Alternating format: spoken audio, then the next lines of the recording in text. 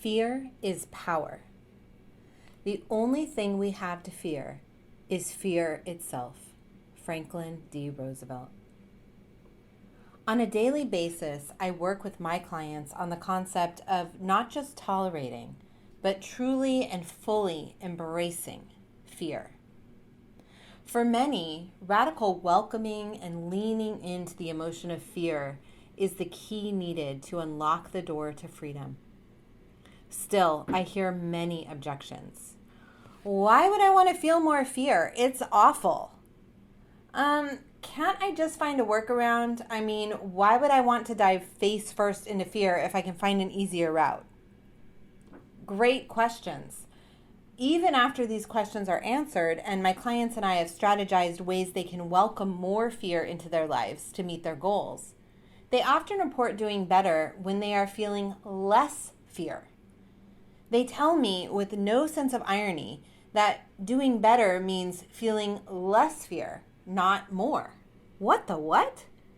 By the way, my clients are awesome. These are brave people who work with me to face difficulties and get more of what they want in life. They are individuals who want to make the most out of the time they've got and are courageous enough to invite me into their lives to help. They sign up for walking through emotional pain to get to the other side. So this idea that decreased fear equals success is not them being resistant or obstinate. It is an indicator that this concept is tough to learn. As humans, we are programmed to seek pleasure and avoid pain. Well, folks, fear equals pain. Fear can feel literally mind-numbing. Our frontal lobes shut down and stop firing when emotion is high. Fear can make us sweat, cry, scream, and want to jump out of our skin. In short, feeling fear is no joke. It doesn't help that the urge associated with the emotion of fear is to avoid. This means that when you are afraid, your brain gets busy finding other ways to occupy itself, all so that you do not have to face what you fear. You are biologically and evolutionarily wired to avoid feeling fear. The chips are stacked against you. That's okay, because fear is power, and power does not come to us by doing easy stuff. We've got this. Our strategy for gaining more confidence, mastery, a sense of competence, and empowerment: feel more fear. The reasoning for this can be thought of in 3 parts. Number 1, we need new experiences to teach us that what we are afraid of will not always harm us. If you've been bitten by a dog and you run away every time you see one, you will never have the experience of being in close proximity to a dog and not being bitten. You won't learn that most experiences with dogs are non-threatening. If you've had your heart shattered in a relationship and then avoid intimacy and closeness, you will never have the opportunity to experience true, deep, soul-feeding love with another. We learn through experience. When we experience trauma, it gets encoded in our memory in a particular way. Now, define trauma however you like. A bad breakup, a car accident, abuse, moving far away, whatever happened that causes you prolonged pain and suffering. We remember the possibility of threat, and fear gets activated anytime we are in a situation that reminds us of some aspect of past trauma, even if there is no current danger present. It is the brain's way of trying to protect us, gone awry. If we halt having new experiences after a trauma, we will never learn anything new about that type of experience. Have you ever heard that it is important to get behind the wheel of a car as soon as possible after having been in a car accident? This is because you need as many new driving experiences as possible. Without encountering a life-threatening event for your nervous system, to learn that driving is not a threat. You must create many new memories to help override the emotionally traumatic memory of the accident. Number 2, running away from what we fear serves to reinforce the emotion and makes it worse. Let's go back to the dog example. If you were just bitten by a dog, you will likely experience fear the next time you encounter a dog. Now, let's say fear gets in the driver's seat of your mind and you allow it to steer you away, running as fast as you can to escape that dog. In that moment, fear decreases. Let's recap. You see dog, fear happens, you get away from dog, fear goes away. Well, what have you learned in that moment? You have learned that dogs are to be feared. How does this happen?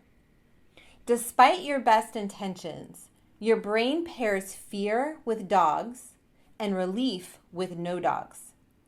Each time you run away and experience relief, your brain learns that the dog, or a relationship, or driving a car, or whatever it is you ran away from, is to be legitimately feared. The brain stores this new experience, and slowly, over time, the fear you have of that particular stimulus grows. Now, the next time you see a dog, you are likely to be a little bit more afraid than you were the last time. And this fear continues to grow until eventually you panic at the thought of a dog being anywhere nearby until you feel safe again. Number 3, there is immeasurable power and quality of life in repeatedly learning we can do hard things. Part of learning that experiences won't harm you is knowing you can cope if something painful happens. Now, learning this is not for the faint of heart. In order to learn that you can handle the experience of fear and do what scares you anyway, you must not only accept the experience of fear, you must ask for it. It is a bit paradoxical because to get a handle on fear, you must convince yourself to want more of it. More fear, more anxiety, more sweaty palms and heart racing, until you are looking fear in the eye and yelling, "Bring it on!" This is the kind of fierce attitude required to turn an experience of fear into power. Think of it this way. Fear means growth and opportunity. Nobody ever got scared sitting at home staring at the television because that action is not challenging. No growth is happening and there's no opportunity there. When you experience fear, it is like your environment giving you the gift of growth. If you run away, well, the result is no growth and probably more fear.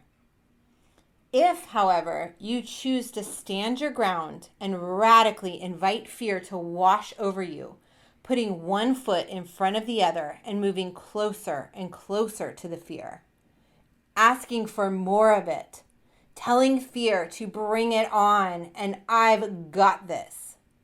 Now that is hard stuff. We don't build a sense of confidence and competency by doing easy stuff. We develop our sense of mastery by doing what is hard through our blood, sweat, and tears. You learn that you are a force to be reckoned with, and when this happens, a side effect is that fear often regulates. Fear may not necessarily go away, but you start to have a different experience. Instead of, "Oh no, please don't let me feel afraid," you begin to think, "Fear? Oh yeah, you're here? Whatever, I've got this. Come on in and hang out." That is powerful. If you want to transform fear into power, start looking whatever makes you afraid in the eye. Move towards it. Shaking and crying, it doesn't matter.